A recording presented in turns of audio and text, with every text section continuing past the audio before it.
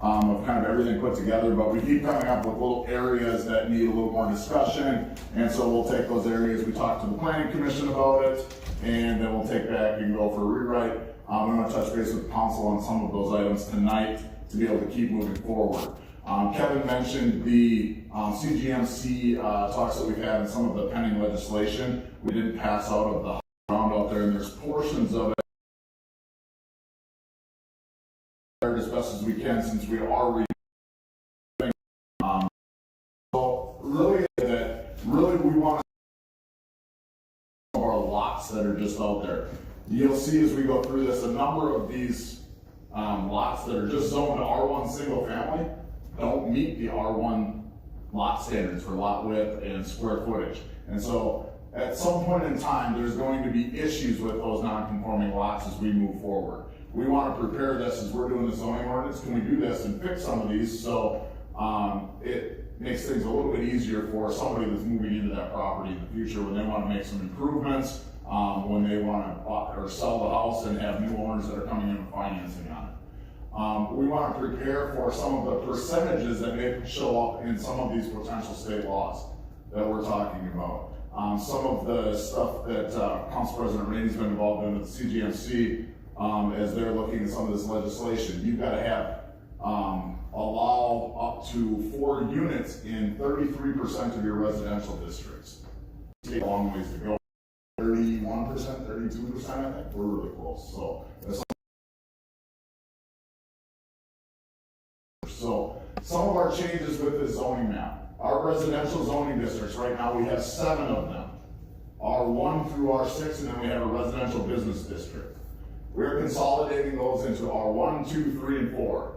Low density, moderate low density.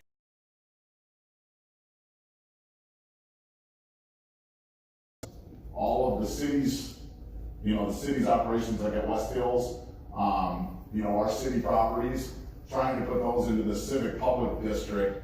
So right now, the majority of them, especially the schools, are all zoned to R1 single family. If we go to that 33%, has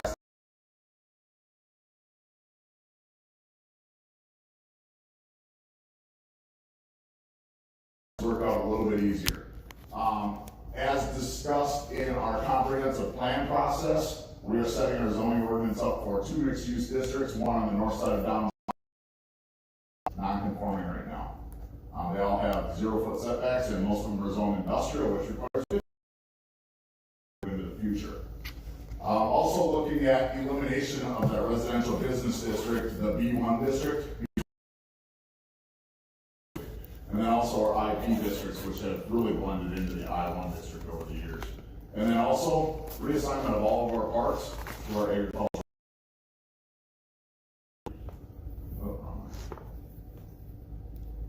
Okay, great. Just a question for the audience. The CGMC serves on their board, but we're heavily involved in that housing. $1,000 on a comprehensive plan that our citizens said we want it done this way in these areas, and so trying to really follow that coming through instead of the state.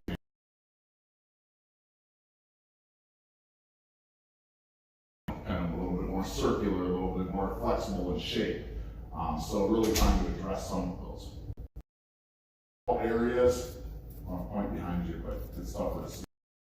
So as part of our process, zoning districts, there's some city and have maps for it, but we pulled these two just because the yellow lots that are shown there, they're not 75 feet wide. Just so we can see the color difference. There you go. Yeah. Can you pick that one up? Yep. Yep. So what does that mean? Yep. So, purchase that house and try to get financing on it, it could tag and make financing very difficult for you, and you have to find another lender to be able to do that. It could have effects when you try to add on to your house, add on to your garage, add on to your property. If something happens to it, it may affect how you can rebuild your property. The final size or the width, trying to work our way through this. So these two areas, we're really not changing any. That's that neighborhood. Same thing with this other area is kind of across from JC Park, up in that area east of the old high school. number of non-conforming lots up there. So how can we do that? So as we've continued to move forward and evaluate that, you can see a little bit more all the single family housing and residential lots in the city, working our way through this. So that was a lot of information right there and a lot of technical geeky stuff. Other questions for anybody? Greg, does the term grandfathered in, is that obsolete when dealing with these properties? Yeah, so you're grandfathered in until you want to do something. Yeah, and that's where your issue comes in. So, what can we make it, how can we make it a little bit easier for you as you move down there and then have more lots there that don't meet our standards? So, how do we look at that and move forward? So we're really trying to advance this and, we can have some denser areas. There's nothing wrong with any of that. And it's still a single family neighborhood. It's just the lots are maybe 65 feet. Mineral Springs Estates, when they came in on those new lots, I believe it's a combination of 60 and 65 full wide lots.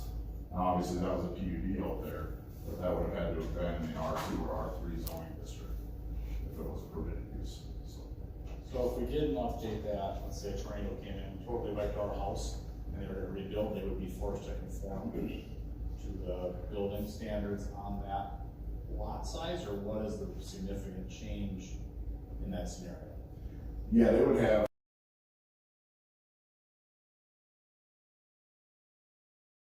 or come through, not necessarily if a catastrophic storm came through and took them out. But if they came in and wanted to put an addition on their house, setbacks into how they get financed. And so the banks over the last 15 years, since 2008, have really tightened down, and anything non-conforming tends to poke their ears up as it comes through and they start making phone calls and they get put other waivers in the underwriting. But it really, that's the biggest scenario, whether if you want to put an addition on, how it would affect that, or a mortgage situation. Thank you. Right. Greg, did you mention that the minimum lot width in the R1 is 75 feet? Correct. Are we looking to reduce that down to like 60 feet? I mean, 75 feet seems awfully wide to me. It'd be interesting to know of the homes that we have in the community, how many homes could fit on a 60-foot wide lot and still meet setback requirements? With the garages, that would become significantly tighter, but we are not looking to change the R1 standards from the 75 feet and 9,000 square feet. What we are doing is making a bigger differential as we go down in the R2 to R3 to R4 and trying to build in those densities through those districts and not necessarily the R1 district. At this point, recognizing that the majority of our new developments that are going to come in are probably going to be in that 60, 65 foot range. And so how our comp plan densities address that as we move through those, we'll be able to address that, probably zoning them to an R2 standard, which would be a 65 foot lot and 7,500 square feet. I'm off the top of my head here, and then we go down to 5,500 and 6,000 or 55 feet, and I think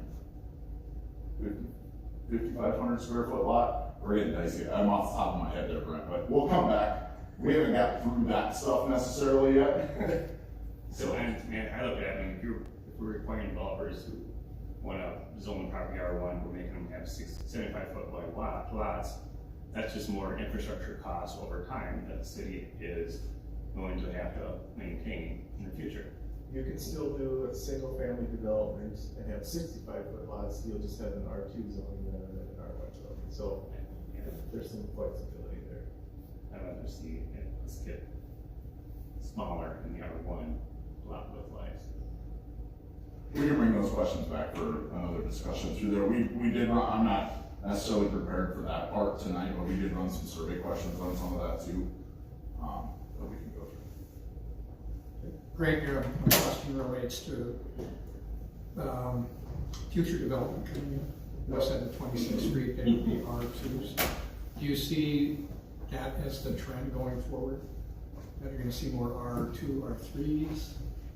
Well, as Councilmember Svenby just said, it's smaller lot sizes because the infrastructure is so expensive. So you know, where you used to see, you know, 90-foot wide lots, you know, 20 years ago were kind of, you know, that wasn't out of the ordinary, or even 80, you know, 80 or 85-foot lots.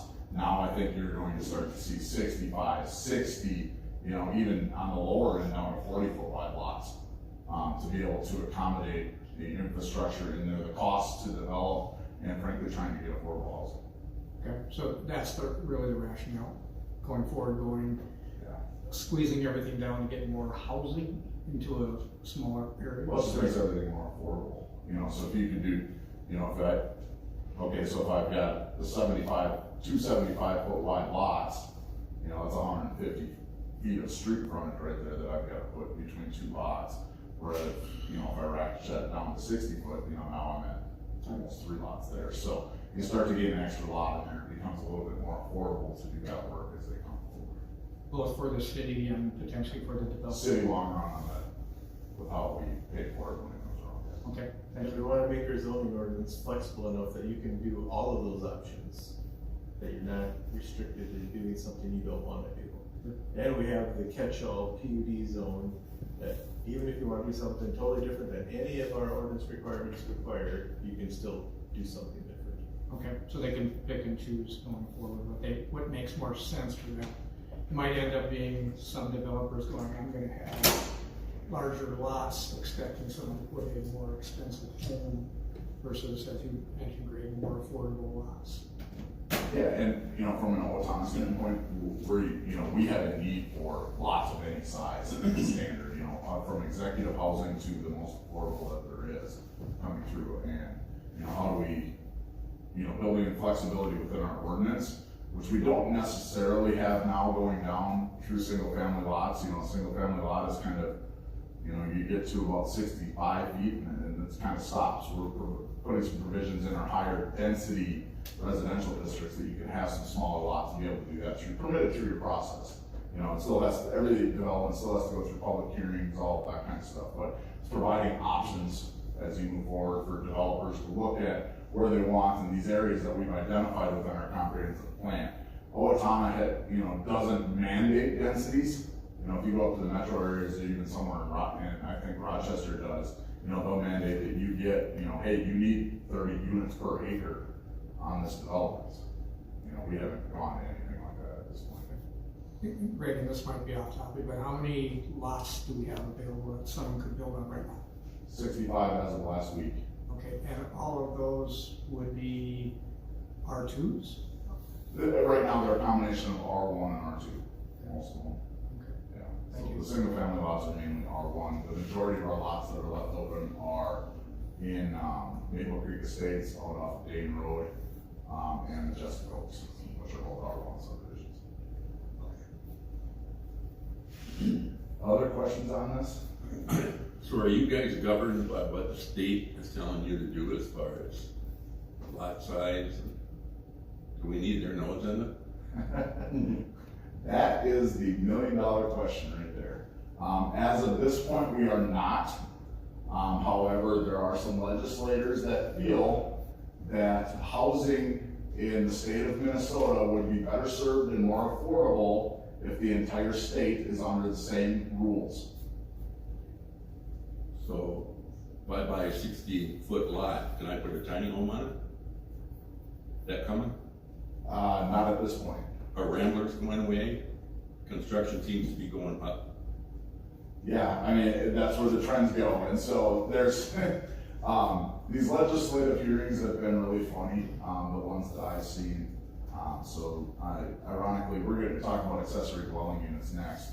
And this was one of the drivers to that bill actually not passing out of committee, but it was a representative from the city of Minnetonka that said, so I could have my 10,000 square foot house over here, and I can build an 8,000 square foot accessory dwelling house over here, and there isn't anything you can do to stop me.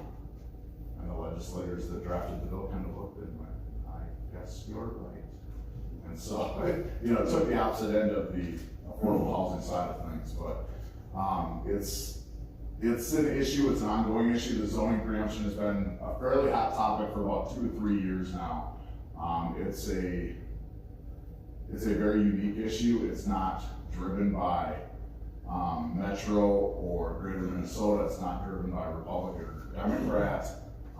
There are people on both sides from, one of the authors of the bill is a Republican from the Iron Range, the other one's a Democrat from St. Louis Park. And they're working together on this affordable housing, and they're trying a number of different things. They've had a lot of listening sessions, and obviously there's a lot of groups that keep talking, but from an Owatonna side of things, obviously we're paying attention to that. We're involved in the state process and going through this bill drafting. However, we are trying to set ourselves up in this ordinance in case a mandate comes down, that we don't have a lot of work to do. And just trying to prepare ourselves, because at the end of the day, we all need affordable housing. There's no question about that, but can we do it our way instead of somebody telling us how to do it? And that's really what we're trying to do. Thank you. How do I trust the state to figure out a way to make that a reality and have a one-size-fits-all program? That's the frustrating part, is they truly believe out there that a one-size-fits-all is the perfect solution. What happens in Hopkins and Minnetonka is not comparable to what happens in Byron and Owatonna. But they seem to think that it will work. Have our reps taken a position on it, our politicians from down here? John, when we talked to him at Legislative Action Day, he does not support it as it is right now, but there's some pressure up there. It failed last year, but there were some votes, and it's not going to go away. I think that the two people that are authoring the bill, they're going to keep coming and coming and coming year after year after year until they finally get it passed. Is it going to be this year's version, or are they going to have to go back to the drawing board and do it again? I don't know. I will say that between the 25 session and the 26 session, they spent all quote unquote off season working on drafting this, meeting with groups and continuing to go through it, so. They are running out of time on this. They've got 5 weeks, 6 weeks left of session. I don't see a special session with this being election year. So for this to get revived, I think they're gonna have to do a heck of a lot of work. And we'd be better off if they left it alone this year and try to get our tweaks in. Correct? I think we're prepared either way. We've done a lot of background studies and we're in a better position than a lot of cities are, just because we've got a newer comprehensive plan. We've done a sanitary sewer study. We understand our utilities and our infrastructure a little bit better than I think a lot of places do right now, just because of the plans that the council has had us moving forward with. We ready for the next subject? Does anybody have questions on this? Any more questions? Let's do ADUs. Let's go to accessory dwelling units. All right. So accessory dwelling units in our ordinance right now are permitted as an attached accessory dwelling unit with development standards, such as one of the units has to be owner occupied, can't be larger than 30% of the structure. You can only have one front door. Utilities are the same. You can't split your utilities, things like that. Some of the rationale, we currently permit the attached. We are looking at detached right now and how to do this. And so the legislature has committed, and the legislature has considered a mandate to require cities to allow for these as permitted uses in every residential zoning district. And that is part of these bills that we've been talking about, as well as the 33% and other things. Accessory dwelling units would be permitted in every residential zoning district. And permitted by right, we couldn't take them through a conditional use permit process, anything. You would come in, file your building permit, you can have an accessory dwelling unit in your backyard. So, some of that, it hasn't passed in the legislative side of things. What we are seeing is that some of these things that are in these housing bills are getting hidden in some of the Minnesota housing scoring criteria for projects. So as we're applying for some of these projects as tax credits, does the city of Owatonna have this in their ordinance? Well, we get a point for that. Do they have this in your ordinance? You get a point for that. Certain things like that. Parking is one. Accessory dwelling units is about one I've seen. So they're hiding it in some scoring criteria for other grants. So it's a little bit advantageous for us to maybe sample this out a little bit from scoring on some of those other projects when we're trying to receive grant money and move forward with that. So it's something else to consider in this. The pictures that I've got showing, the one of the really nice accessory house right there was the graphic that was used in our community survey that went out that was taken by almost 400 residents in the city. The sample site plan on the back is just to kind of give everybody an idea. You can see an attached one to the existing house, and then you can see a proposed accessory dwelling unit in the back. And that's really just to give everybody an idea to frame the conversation of what we're talking about here. Okay. Did you say that that secondary housing would need its own utilities? We'll talk about All right. that. Yep, we'll get there. So we had sent out as part of one of our initial responses, I believe it was end of last summer, we sent out a survey. It was taken by, this question was answered by 398 residents. Would you like to see accessory dwelling units permitted in the city of Owatonna? And you can see the responses there. Heavily in favor, as far as just a flat out no, 54 out of the 398. But, the rest of them, so heavily in favor of actually seeing this within the city. I show you that just because it was a statistically valid survey just by the numbers of the responses we've got coming through. We've also talked about this with our focus groups that we've had with realtors, builders, bankers, and a few other interested parties. And they are in favor of accessory dwelling units. However, they would like to see them all as conditional use permits. Mr. Voss. Well, I was certainly one of the 54 that's listed there. You and I have had a lot of chances to go over and over and over with it, and I haven't been convinced of anything other than that. I guess my question is, when people took this survey, I know you had a lot of realtors and more professional people do it, but did people really grasp what some of the consequences of that would be? We also had open question lines or comment lines on every one of these questions, and I believe this one we had 101 comments that came in with it that were ranging all over the spectrum. I guess from no, absolutely not, I wouldn't want to see my neighbor ever build one of these, to I think this is a great idea, I would really like to move mom and dad into my house and I could assist them. And they can still have their private space. So it really went all over the gamut going through there. So what we did, as I said, a number of these things.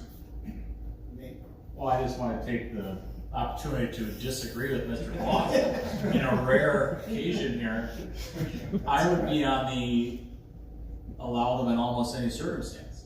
I am almost a property rights absolutist. I think people should be able to do almost whatever they want with their property. So if we can make that easier, I think that's great. So, I'm on that side. That's cool. And this is why we're here. All right, so we took these little snippets, like I said, we took them to Planning Commission, had that conversation with Planning Commission. I will say over my 10 years here, we've probably had this conversation 3 or 4 different times because of stuff that's come out of the legislature, between the temporary healthcare dwellings to ADUs to, we had somebody that requested that wanted to do attached ADUs, and that's when we changed our ordinance there. But the Planning Commission at that point in time was very clear that we did not want to do detached accessory dwelling units. And a couple different reasons why. They felt it was really difficult to finance, and that it'd be difficult to finance, and they also thought that it would be a detraction in the neighborhood, potentially. And so how do you regulate these to get them in there? And so we had a very spirited discussion as we kind of started here already at Planning Commission last week. And at the end of the day, they think it's appropriate that we start to wade into this slowly. How do we start to do that? And they strongly feel that the market's going to decide everything. But they do have some concerns and want to see some standards in here.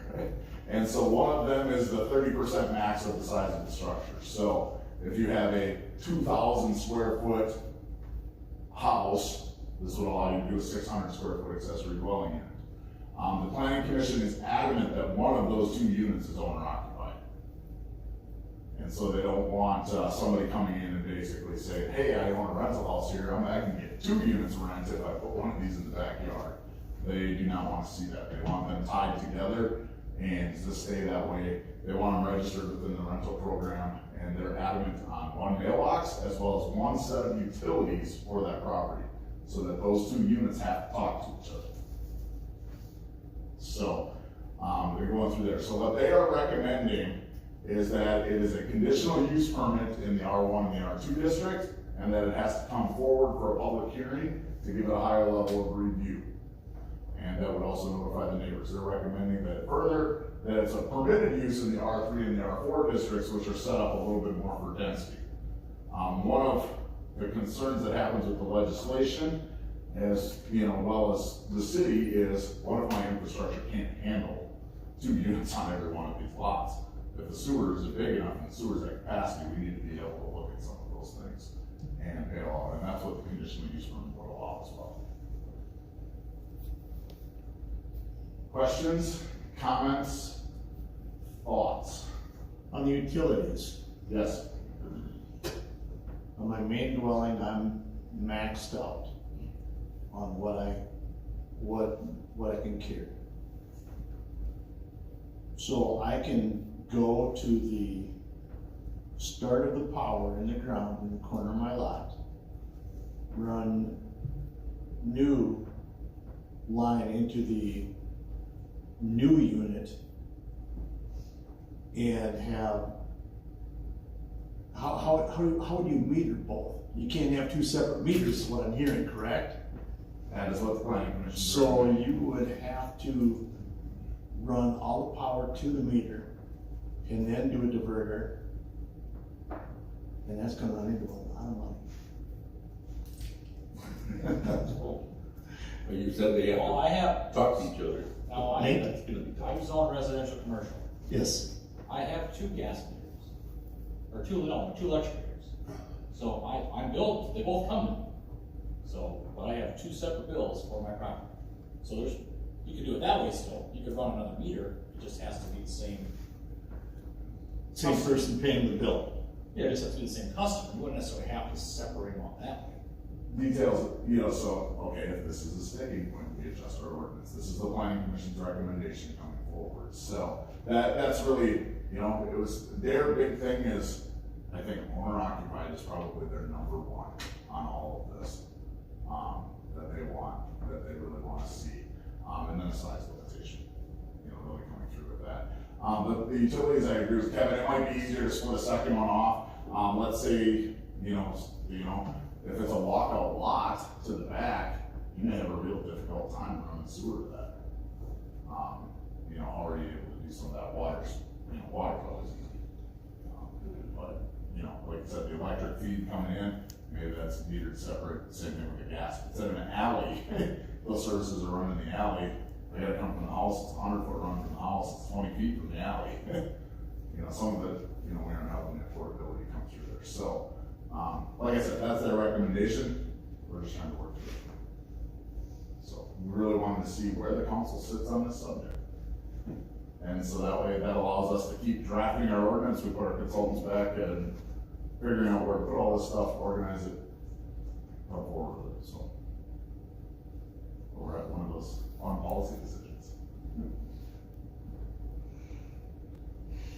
Well, I was one of those 234 people that said all districts, so that's why I said it, so. Yeah, that's right. I just think the reality of it, even if we passed it, the reality is a few people will do it, but it's $200 to $300 a square foot for a house. A 600 square foot house is gonna cost you $200,000 plus sewer, plus electricity. And that's gonna be a pretty substantial investment for anybody to do that. So I would say it's not gonna inundate the city from one end to the other. And like I said, they feel the market will ultimately decide this. Yeah, and I'm with Nate on this, sorry Doug. That's all right. But I also agree with Doug. I think It's gonna take a special customer that's going to want to do it. It's not gonna be cheap. And, so I don't want to hinder that, but I think it's going to take, you better have a lot of dollars in the bank before you start that, because it's not gonna be cheap. You can probably do it cheaper buying a second house than building a second one on your property, but if they so choose, I wouldn't have an issue with it.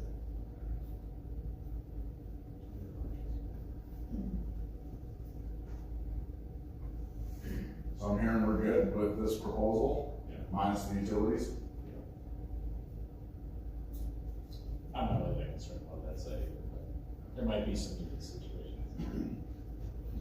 I'm okay with what the planning commission had proposed. I think that's a good part. I just got my utility bill, and I see this section, I never looked that close, but they said on a new one, and it says City of Owatonna.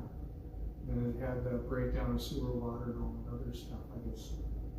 Be interesting to see how that gets assigned.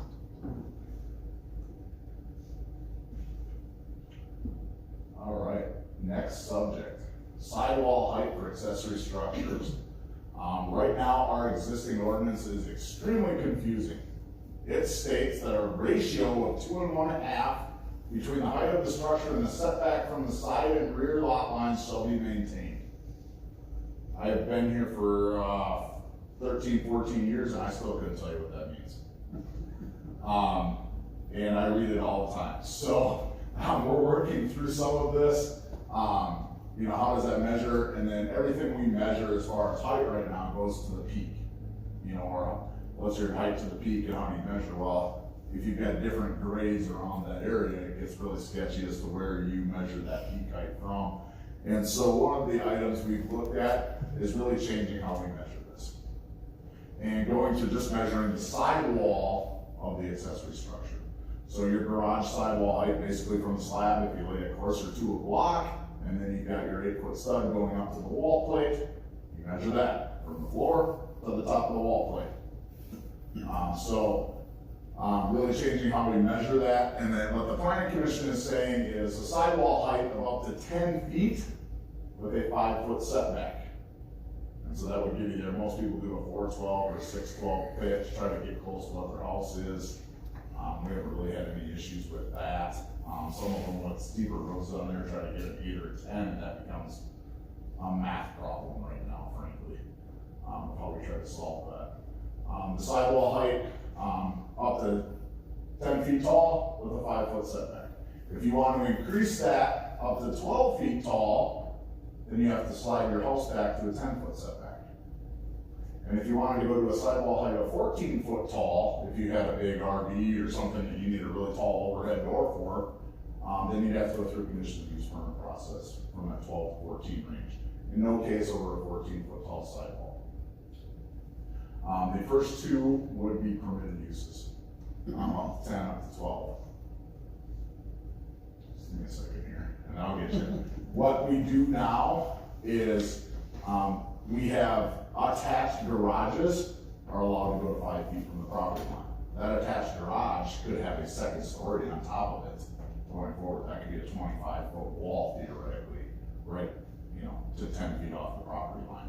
And so that's the rationale of where it is. If you have living space, it has to be 10 feet off the property line. That's where you get to that 25. If you just have a detached garage right now, or an attached garage with a sidewall, you can go to 5 feet, even if it is attached. So, sorry to cut you off. That, you had a question. Is the 5-foot setback from the wall or the overhang? Everything is measured to the wall, and the overhang has a permitted encroachment of 2 feet or 3 feet. Without working it out. So you get generally speaking, you get a 2 foot. Because my concern with that is if my property is higher than Dan's my next door neighbor, and I put this, I'm 5 feet away with my wall, but every time it rains, he's gonna get my water, he's gonna get my runoff, and there's nothing he can do about it. We have stormwater rules in place that don't allow you just to jet that onto the neighbor's property. or work through all of that, you would have to gutter it, come up with a system there, that's something we look at. So I would be forced to have a water plan. For lack of a better term, yeah. And would Dan be privy to that water plan? I wouldn't say you would be, you know, that he would have a vote in that. We always encourage neighbors to talk to one another on their construction plans. When they don't talk to one another, that's generally when we tend to get involved. Because one's not happy and they expect us to be the intermediary there. But when they come through for their building permit, we'll look at that and, you know, we'll have grading information, things like that, and we'll see that, hey, you're dumping all your water onto the neighbors. What's the natural course of water flow out here? And how are we gonna get that? Generally speaking, we'll try and gutter it, drop it out the front and the back, and then swerve it around to a swale to get it into the rear yard sale or out to the street, depending on the grade of the lot. But every lot, every project's different, but that's something we regularly look at. Okay, thank you. And I would say realistically, there would even be a chance that, let's say you built on a slope, now you have half of that roof sending the water back the other way. So it would probably be a situation that would actually lessen the runoff, all depending upon the grade of the property. So your stormwater ordinance applies, you gotta conform to that. And depending on how they want to set the roof up, they can turn the peak 90 degrees too. All unique ways that we try to solve that problem.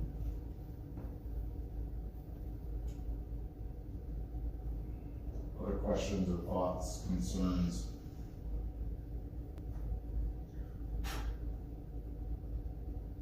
All right. Last one.